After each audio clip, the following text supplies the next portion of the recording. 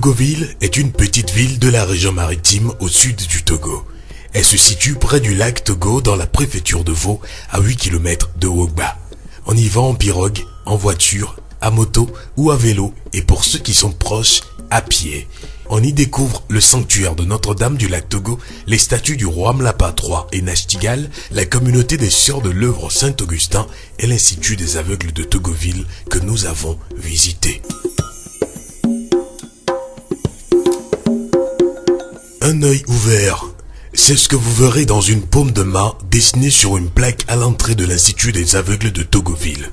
Et quand vous y entrez, une représentation de Jésus-Christ guérissant un aveugle vous interpelle tout de suite. Créé le 15 octobre 1984, l'Institut des aveugles de Togoville est un centre qui accueille et héberge les enfants souffrant de handicap visuel. Ils sont presque une centaine d'enfants et de jeunes à vivre dans le centre et à se faire former. Révérend Père Pierre-Marie Avitor Sewakubako dirige l'Institut des aveugles de Togoville. Le centre a été fondé par un père combonier qui a perdu la vue aussi en pleine mission. Donc nous sommes dans la 32e année de l'existence du centre. Le centre forme les non-voyants pour le domaine professionnel de tressage de nattes, de chaises, de tapis, etc.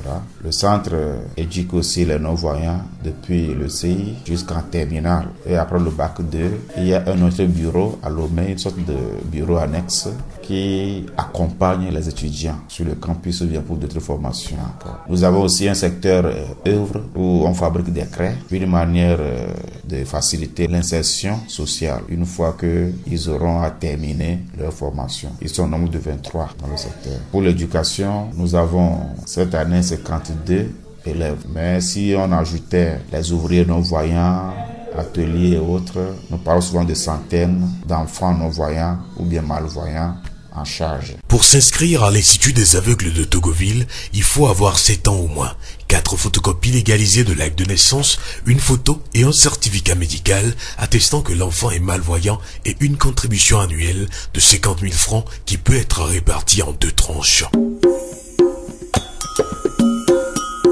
À l'Institut des aveugles de Togoville, les cours sont dispensés normalement et les maîtres de suivi aident à transcrire les cours en écriture braille pour faciliter l'apprentissage aux élèves. Les difficultés sont surtout d'ordre financier, la charge du personnel, le paiement des factures d'électricité, l'eau et bien d'autres. Comment vivent alors les enfants de l'Institut? Père Pierre-Marie Avitor. On vit au gré de la providence. Il n'y a pas de budget fixe. Entre-temps, le centre était dans sa splendeur avec beaucoup de bienfaiteurs italiens au début. Mais étant donné que les années passent, ces bienfaiteurs-là diminuent. Il y en a qui sont rappelés à Dieu. Il y en a qui sont à la retraite. Donc ce qu'ils donnent n'est plus, au même niveau, n'est plus si substantiel comme avant. Donc ça fait que le budget diminue. Donc avec la grâce de Dieu, il y a des bienfaiteurs qui viennent de manière pas périodique, mais de temps en temps, par moment, pour nous soutenir à travers des vivres ou avec de l'argent aussi parfois. Là où on dépense trop, c'est les salaires. Parce que comme ils ne voient pas, ils ont besoin de beaucoup d'encadreurs. Tant à la maison et à l'internat qu'à l'école. Puisqu'il y a, pour primaire, c'est interne, il y a 7 plutôt enseignants pour le cours primaire et il y a d'autres maîtres de suivi qui les accompagnent dans les établissements officiels. À partir de 6e, donc, c'est une éducation inclusive. Ils sont dans la classe avec les voyants. Donc, l'enseignant, lui, donne son cours pour nos voyants de noter en écriture braille et après, pour les devoirs, il y a les maîtres de suivi qui doivent transcrire les preuves de l'écriture noire en écriture braille. Après, transcrire encore le devoir que l'enfant a fait, etc. Ou bien parfois les répéter pour expliquer mieux les cours, pour prendre des éléments, des descriptions. Quand il y a images, quand il y a des schémas, il faut une autre manière de l'expliquer aux non-voyants qui n'a jamais vu une couleur, etc. Tout cela fait qu'on a beaucoup d'encadreurs qu'il faut payer pour une formation bien soignée. Notre premier problème, c'est ça, les salaires. Après, c'est l'alimentation qu'il faut soigner aussi. Ils sont nombreux, ils mangent 3 fois par jour, etc. C'est pas facile. Vivre au gré de la providence, selon le révérend Père Marie Avitor, quelques bienfaiteurs restent encore et apportent leur contribution pour le financement de l'Institut.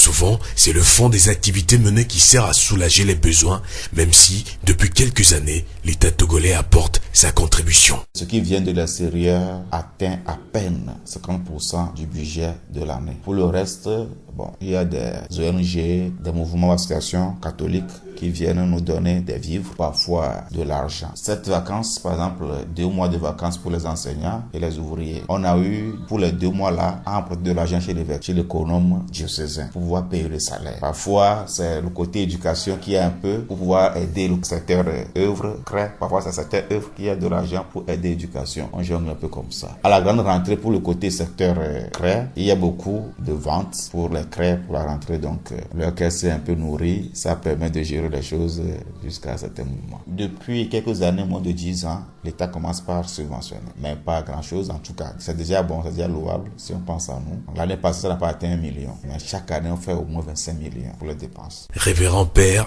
Pierre-Marie Victor Koubako, directeur de l'Institut des aveugles de Togoville. À l'Institut, tous ont une vision.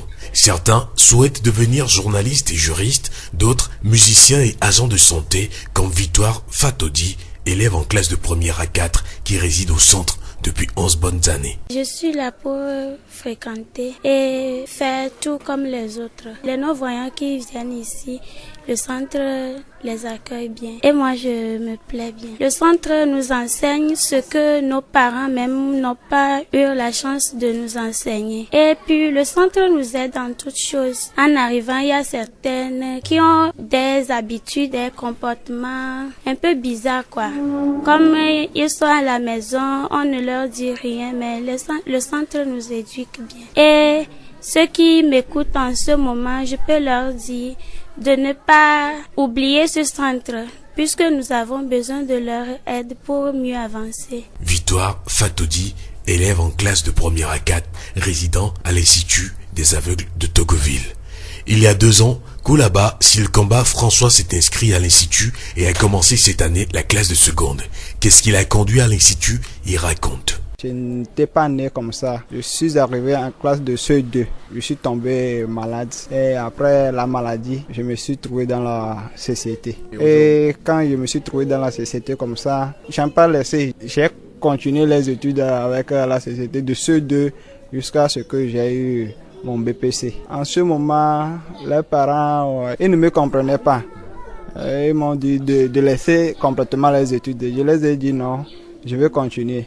Et quand j'ai continué les études, j'ai trouvé que les enseignants ne me comprenaient pas parce que pour écrire, c'est difficilement que j'écrivais à l'école. Et pour corriger même mes devoirs, c'était aussi difficile parce qu'ils n'arrivaient pas à détecter parfois ce que j'écrivais, quoi. Par après, je suis allé voir le directeur et autres. Je les ai bien expliqué comment il faudrait qu'ils me fassent. Et ils m'ont aidé dans ce sens. Et effectivement, ça a marché jusqu'à ce que j'ai eu mon BPC. François a développé d'autres aptitudes à l'Institut. Il est trompettiste dans l'orchestre du centre. Je suis ici, j'apprends beaucoup de choses, comme la musique, on fait le sport, on fait d'autres activités comme côté cuisine, l'entretien du centre, on cultive et autres. Fervent chrétien, François compte poursuivre ses études en droit. Son rêve est de devenir avocat. Pour le moment, il garde son humeur quand on le bouscule.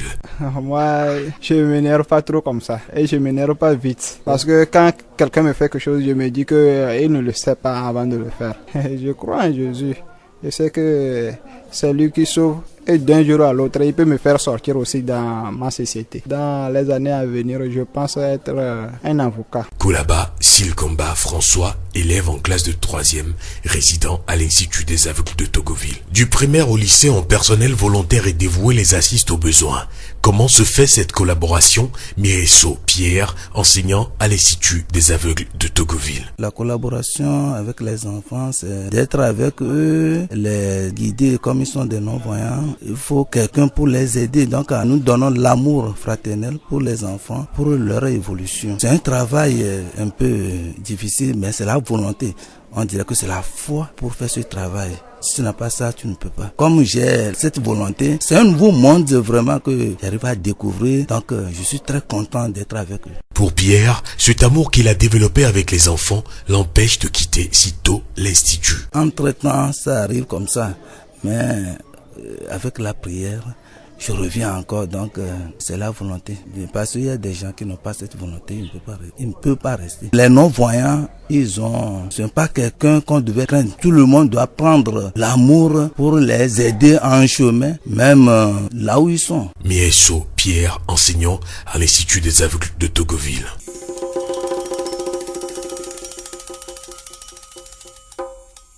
Intéressons-nous à présent à une nonne qui accompagne également les résidents de l'Institut des aveugles de Togoville. C'est la sœur Eugénie Emmanuel Nadouloson de l'Institut des sœurs de Notre-Dame de l'Église. Je suis la responsable de l'internat et de la restauration des aveugles de Togoville, IAT. C'est un travail très intéressant parce qu'il faut avoir le courage pour pouvoir faire ce travail. Parce que quand les enfants...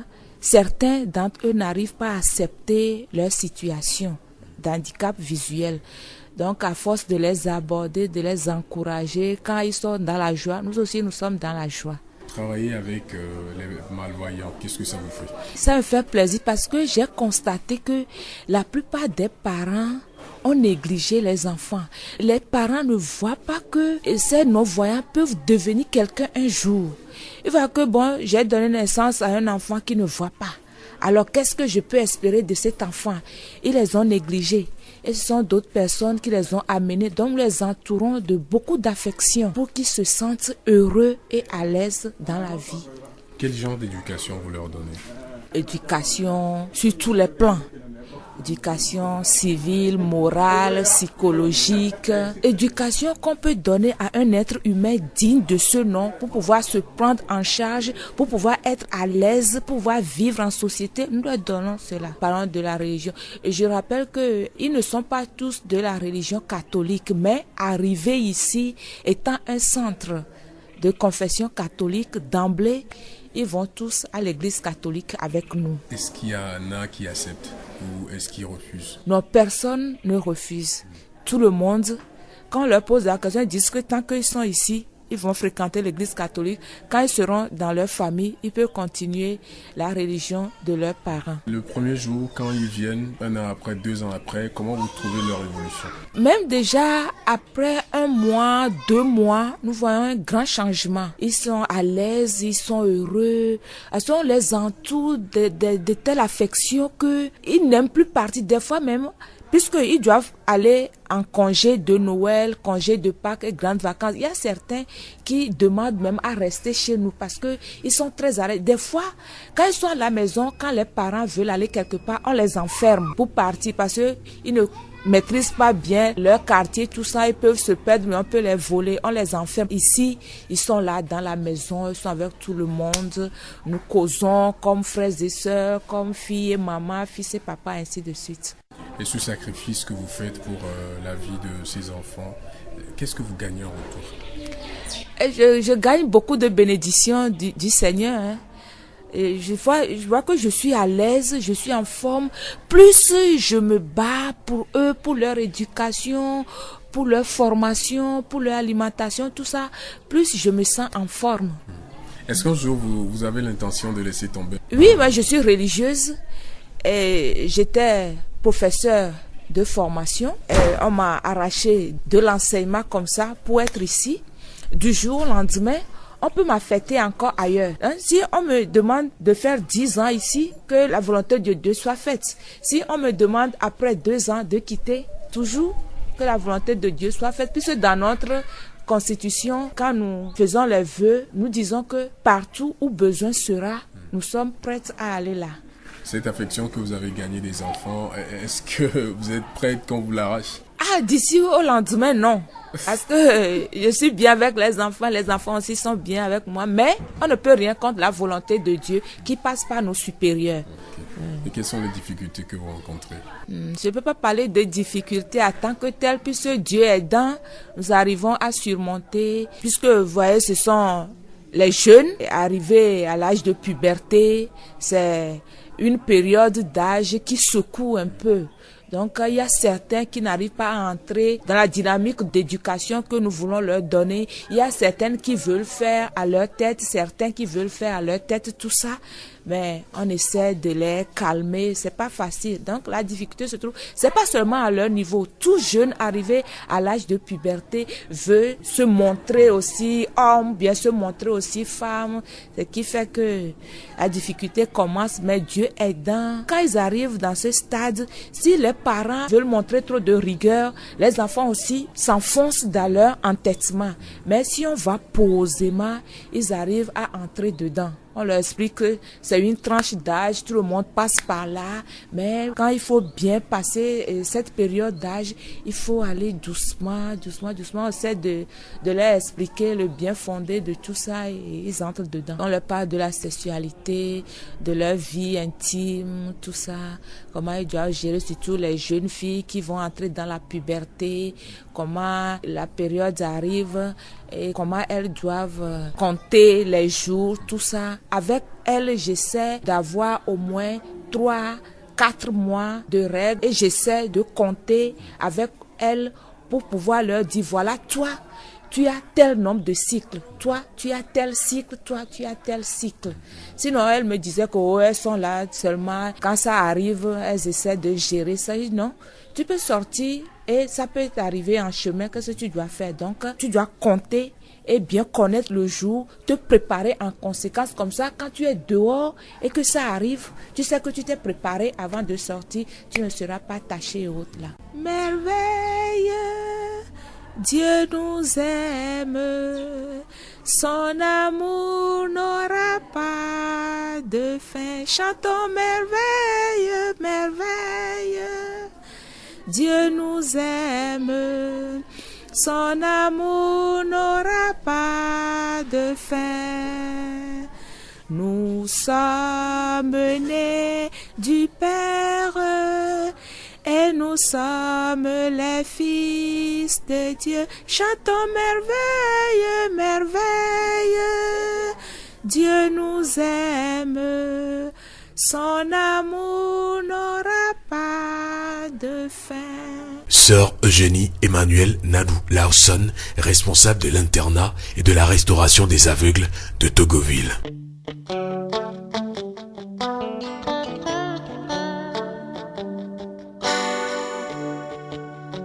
Cette voix est comme celle d'un millier de personnes, comme le Lions Club, qui appelle les bonnes volontés à la mobilisation des ressources pour aider l'Institut des aveugles. Cette année, dans le cadre de la commémoration de la Journée mondiale de la vue, le 16 octobre 2016, les Lions Club Lomé Espoir et Lomé Cascade ont organisé un concert sur l'esplanade Frère Emmanuel de la paroisse franciscaine de Lomé à Nkopé. Mélanie Da Silveira et Achille Hougnon, respectivement présidente du mandat 2016-2017 du Lions Club Lomé Espoir et président de Lomé Cascade. Avant de commencer l'organisation de ce concert, c'est pour pouvoir aider les malvoyants de Togoville en vue de commémorer notre journée internationale de la vue. La journée internationale de la canne blanche fait partie de cette semaine. Alors on s'est dit il faudra organiser un concert pour couvrir l'événement. Dieu même sait bien faire les choses. Ils n'ont pas des yeux pour regarder, mais ils ont quand même de très belles voix. Ils ont beaucoup chanté, ils ont très bien chanté. Nous avons tous aimé, nous avons adoré Dieu et gloire soit rendue au Seigneur. Depuis l'année dernière, au Lions Club, nous célébrons le centenaire pour les 3 prochaines années à venir et la vue fait partie de nos programmes principaux. Donc nous devons par tous les moyens soulager tous nos frères qui ont des problèmes de vue, aussi bien par des actions de sensibilisation que des actions de levée de fonds pour essayer de leur venir en aide au quotidien. Respectivement, Mélanie Da Silveira, présidente du mandat 2016-2017 du Lions Club Lomé Espoir, et Achille Hougnon, président de Lions Club Lomé Cascade. Les recettes de ce concert doivent normalement servir à l'électrification de l'Institut en énergie solaire. Après plusieurs réflexions, le fonds a permis de refaire la clôture de l'IAT. D'autres acteurs ont également contribué. Révérend Père Pierre-Marie Gavito Koubako, directeur de l'Institut des aveugles de Togoville. On a essayé de sortir un album. On a fait aussi un concert dédicace au palais, aidé par une association, Mon tout, tous, mon tout à toi, Seigneur. Donc pour les pauvres, en fait. Et cette association nous a aidés dans les démarches, dans les dépenses aussi. Donc avec ça, nous avons eu à vendre des CD durant les vacances. Ça nous a aidé à monter un orchestre pour les enfants. Les instruments sont achetés donc par les revenus des CD vendus. Les concerts, ce que vous avez organisé pour nous aussi, nous vous disons merci une fois encore. Nous a aussi ramené de l'argent. Avec ça, en fait, on a rénové la clôture, surtout la devanture, parce que si on ne soutient pas avec le crépistage, ça va se détruire vite, voilà, ça va se démolir. Donc on l'a fait avec la peinture aussi. Cela a donné une autre image au centre. Et puis à notre site, au nouveau site pour le pèlerinage. Et je m'avais maintenant dire que pour le pèlerinage justement, comme il y a beaucoup du monde, nous pensons faire des constructions pour louer des chambres à l'occasion. Ça rapporte beaucoup. C'est vrai, il y a des chambres déjà, mais le Saint-Dieu nous demande de les lui donner pour les mettre à la disposition de ceux qui organisent les choses. Mais on pense construire de ce côté. Et au niveau de notre garage, il y a un espace et construire sous pilotis aussi. Quelle est la vision du centre pour les années à venir? Le centre ne peut jamais être autonome à 100%. Moi, c'est ce que je pense. Bon, c'est pas impossible, mais il faut qu'on soit réaliste. Mais au moins 50%. On peut l'être, si on s'y met. Au début de mon service, je l'ai dit, qu'au moins à 30, que pendant 18 mois, si on met de l'argent dedans, on peut être autonome à 30%. Bon, j'ai pas eu l'argent suffisant pour le faire. Moi, aujourd'hui, je peux dire que le centre génère des choses qui contribuent. L'autre vision, c'est que le centre retrouve ses premières splendeurs en matière d'études, toujours 100%, c'est ce que nous visons, en matière d'élite en musique, ou bien en matière de contribution à l'évangélisation, à travers donc la musique, les CD qu'il faut sortir, etc. Je veux qu'on sorte encore notre album avant la fin de l'année.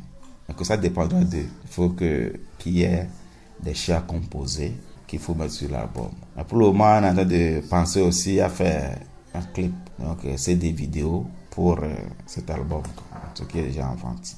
Comme perspective générale, c'est l'autonomie, surtout alimentaire s'il le faut. Donc, jardin ou champ, nous aider.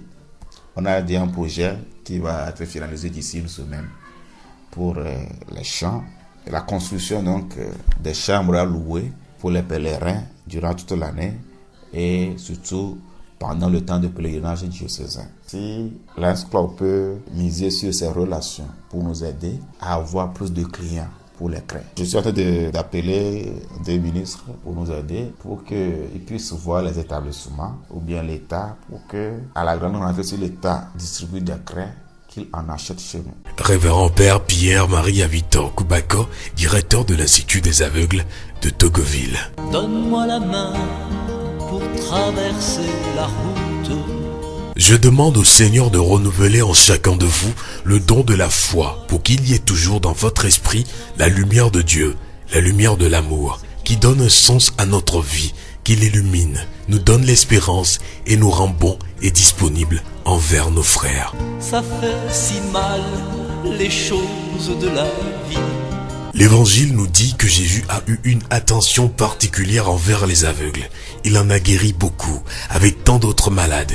Mais la guérison de la personne privée de la vue a une signification symbolique particulière.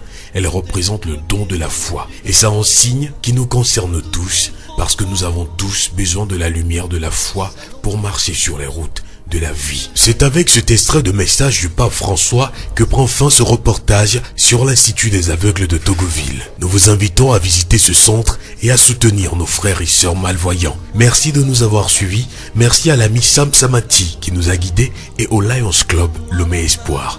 À tous les Lions Club du Togo, un reportage de Radio Horizon réalisé par Victor Togbe. Traîne ma vie en pilote automatique. Pas vraiment le choix, peu importe d'ailleurs. Et puis soudain surgissent tes musiques, tes yeux soleil, tout en forme de cœur.